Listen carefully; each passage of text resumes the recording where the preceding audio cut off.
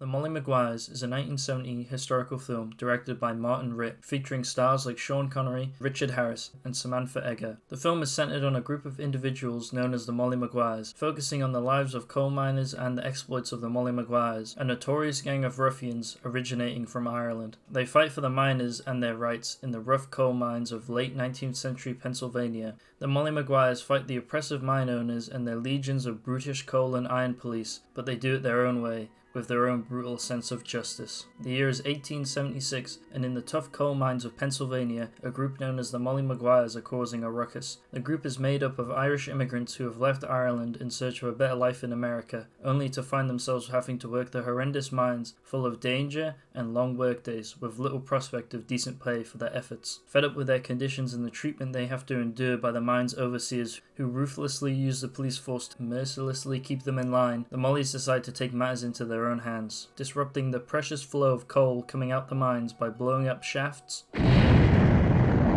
assaulting policemen, and attacking the cruel overseers. These brutal attacks on the mines and its police force finally gain enough attention that the mine's overseers see fit to hire a special agent to go undercover and infiltrate the secret society of the Molly Maguires. The agent's task is to find out who the Molly Maguires' leaders are and rooting out its other members and bring them to so-called justice. This is where we are introduced to our main character of James McParlin, or James McKenna as how he will be known to the Mollys. James is played by Richard Harris, who gives a convincing portrayal of the character of James. Richard Harris, being Irish himself, his natural Irish accent lends itself quite well to James's character, as James is supposed to be Irish, and Richard's accent adds authenticity to the character, which is more than I can say for Sean Connery's accent. The character of James McKenna is an Irish immigrant who moved to America in search of a better life. Unfortunately, things didn't work out for him, and he has become a desperate man willing to do anything to succeed, even if that entails him ratting out and betraying his own countrymen in order to succeed. This is why he decides to take the job to infiltrate the Molly Maguires, as at the start of the film, he is not exactly sympathetic to their cause, but he also doesn't seem to be exactly aligned with the mine owners either. James has a lot of good character development throughout the film. As the film goes on, we see a change in James as he becomes more sympathetic to the Mollys. At many points he wonders if he's really doing the right thing by turning these men in. His change comes from experiencing how horrible the mines actually are to work in and the conditions these men have to live in. James has to experience the miners' hardships in order to gain the Mollys' trust. He has to work down in the same mines as them and under the same conditions, even experiencing the harsh treatment from the savage police who he's secretly working with. He goes from a man who would do anything for money regardless of what that was, to a man with a moral compass, questioning his own actions and even trying to save the Mollys from certain doom. I tried to stop them this time. That was clever. No. I mean, I really tried. His plight is believable as he's just doing what he must to survive in an uncaring world. Not only does James's character develop, but he also develops a relationship with one of the women in the town called Mary Raines, played by Samantha Eggers. It starts out with Mary renting a room out to James, and from there, their relationship develops with the two growing closer together over the course of the film, relating to each other's struggles and their place in life. Mary is presented as a strong-willed woman who takes care of her crippled father. James has to earn her love, and their relationship is developed well, albeit somewhat of a generic love story. Now, if it wasn't already apparent, I will be going into spoilers, so if you don't want to be spoiled, I would recommend clicking off. Sadly, their relationship comes to a bitter end with James's portrayal of the Mollys and him testifying against them in court. Mary is a devout Catholic and disagrees with the methods used by the Molly Maguires but understands what they are doing. James's betrayal of the Mollys is not only a betrayal of them but a betrayal of her as well. Everything she thought she knew about James she now sees as a lie, and while their love was real, she cannot forgive him for what he did. James surprisingly takes this quite well, understanding her reasoning for ending the relationship. This was an unexpected surprise to a somewhat dry love story,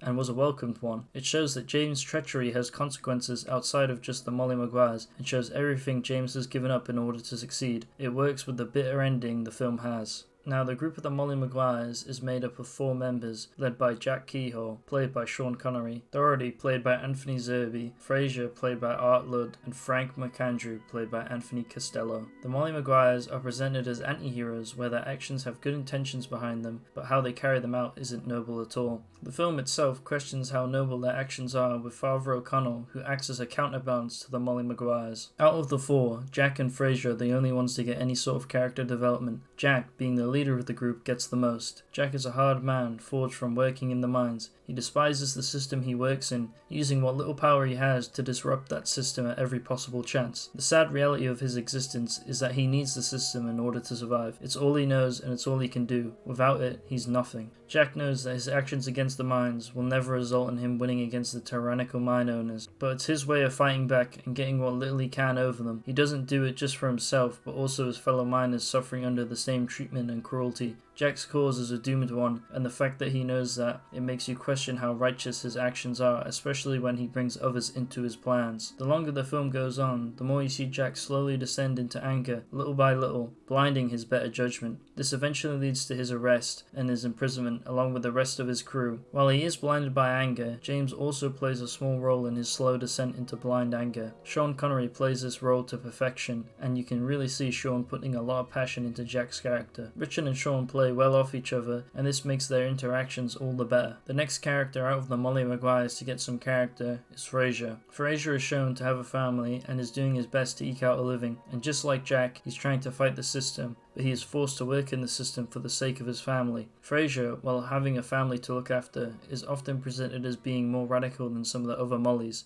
The past learning lessons, I say dispose of. I'm for that too.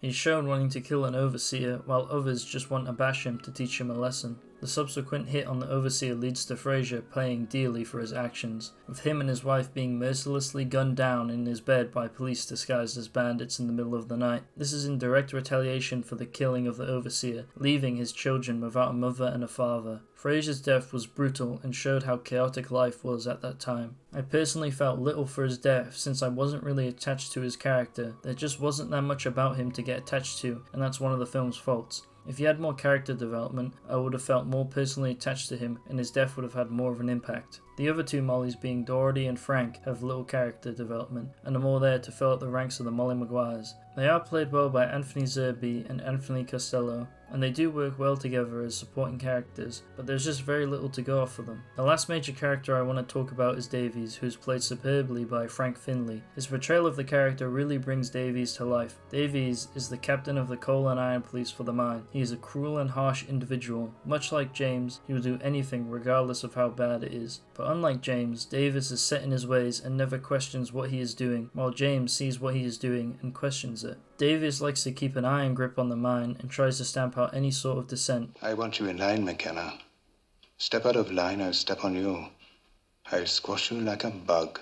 With his gang of thugs parading as police officers, Davies looks down on the immigrant Irish coal miners as savages and lesser than him. This is best shown with how he is looking at them when they are playing rugby, just pure contempt. Davies, being Welsh, is also brought into his hatred of the Irish. There is a strong rivalry between the two nationalities, especially concerning their Catholic and Protestant faiths. While I usually like the characters changing and developing in films, I found that I actually like Davies being this unchanging force set in his ways. He's a hard brick wall that our main characters constantly have to come up against and find ways around. Not only are our characters great, but so is the cinematography, with the cinematography being done by James Wong Howe. He is most well known for his work as the cinematographer on early American cinema, along with his work on films like The Rose Tattoo and Hood, which was also a Martin Ritt film. James Wong Howe doesn't disappoint with his cinematography, as he uses close-ups in the mine scenes to really give you a feeling of how cramped the environment is with little room to maneuver. Howe also uses wide shots to great effect, especially in the opening when the miners are walking away from the mine. These wide shots are also used to show the Pennsylvanian landscape, which adds a lot to the setting of the film. I never felt distracted or annoyed by any of his use of framing. Everything felt just right and natural when watching the film. Another great element of the film is the music. The music was originally composed by Charles Strauss, but after test audiences had a negative reaction to the music, director Martin Ritt decided to replace him with a more seasoned composer. That more seasoned composer was Henry Mancini, who is most well known for his work on the Pink Panther franchise. Henry decided to take a different approach to Charles, with Henry deciding to compose the score more towards the time period the film is set in and the nationality of the people. The film being about Irish immigrant miners in the 19th century led Henry to lean into that time period and culture, adding traditional Irish songs like Eileen Nairn, Cockles and Mussels, and Gareen Owen. When creating original songs, Henry employed the use of the Irish harp, tin whistle, also known as a penny whistle, button accordion, and ocarinas to create a very authentic sounding score for the time period.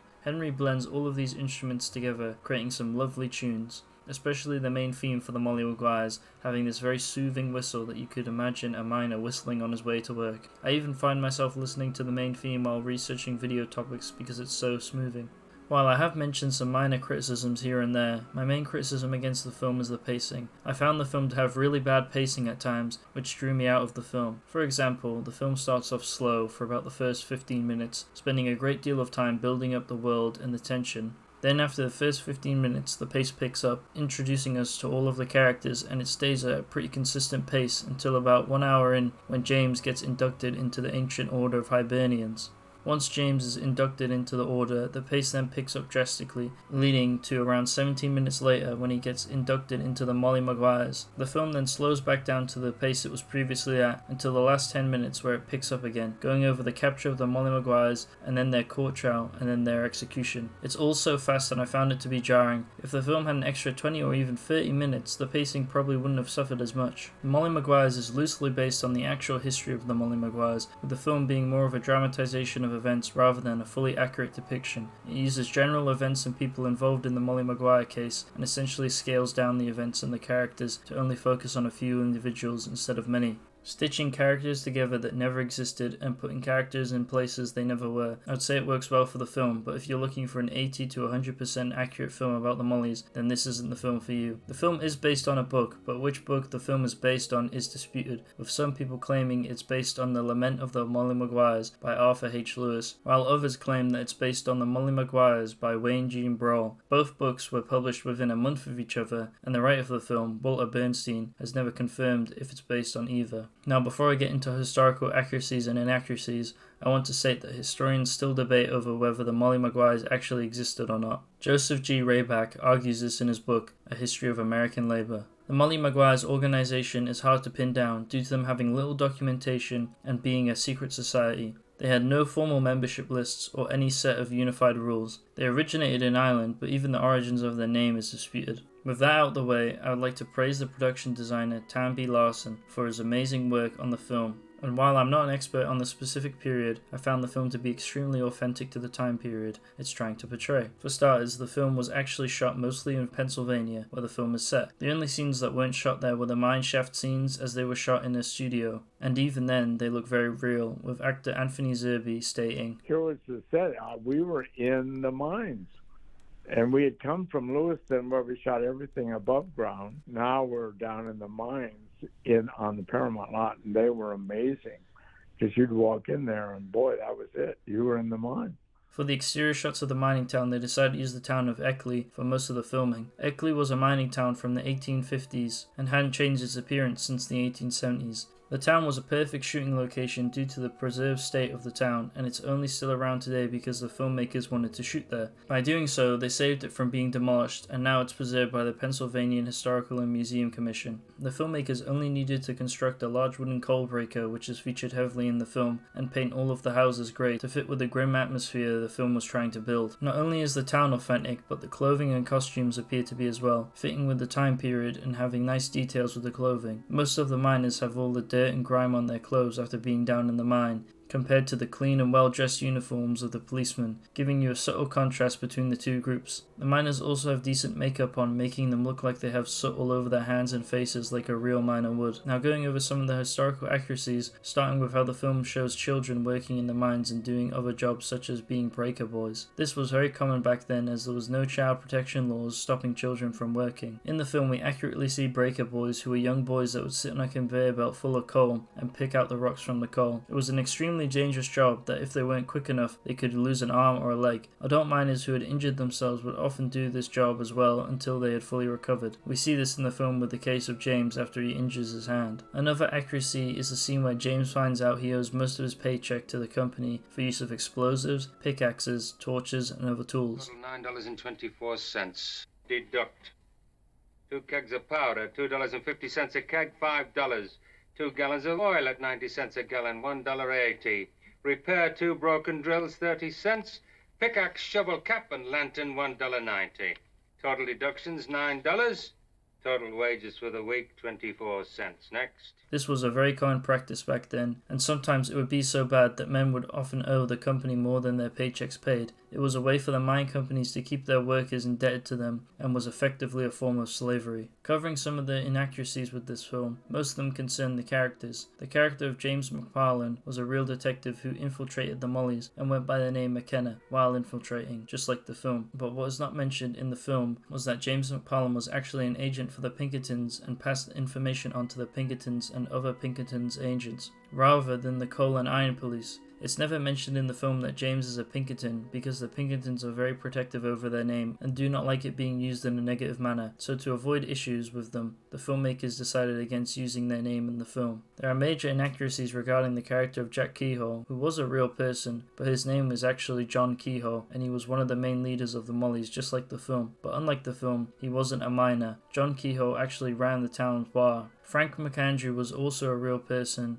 but the information about him is scarce, so there's not really much to say about him. As far as I can find, Doherty and Fraser are both made-up characters, and they are only there for the film's story. Fraser's killing seems to be inspired by some vigilante killings that went on around that time. It's especially similar to an attack on 3 men and 2 women who were attacked in their home by masked men, just like the film. Although the film changed the event to be the killing of Fraser and his wife, it's not entirely accurate, but it's still authentic since it appears to be based on real events.